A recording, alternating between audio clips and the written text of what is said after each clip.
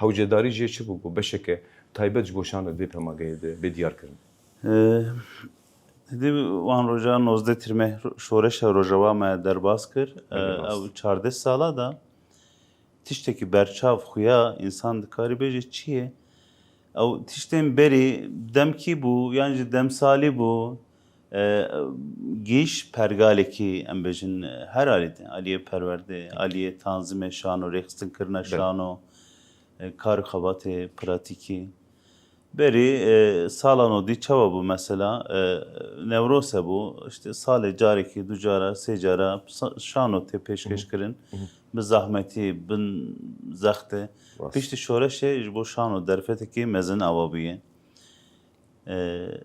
Mesela hem aliyê gel de hem aliyê derfet de gelek tiştên mezin me dest xist. Ji wan yekî jî çi ye?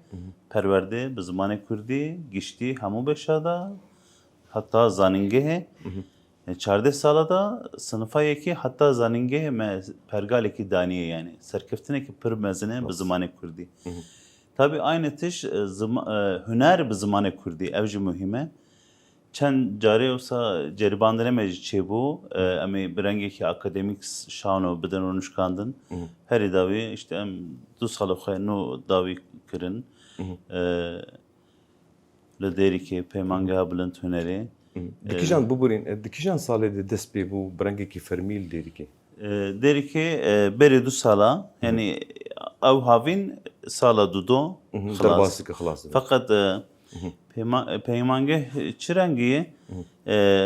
Destpêkê me 3 sal fikirî bû. Pişra işte aniha rewşa nû û em bêjin entegrasyonu zanîngeha Rojava Peymangeha Bilind Hunerê dibin yek û şamêrê danin standîn çêdibe.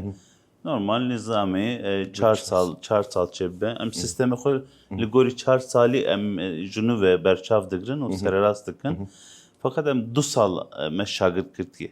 Yani şagirtê dudo ana sala sisiya. Sala nû jî em şagirtê nû bigirin 3 sal çêdibe. Bernameyê me 4 sal hazirin.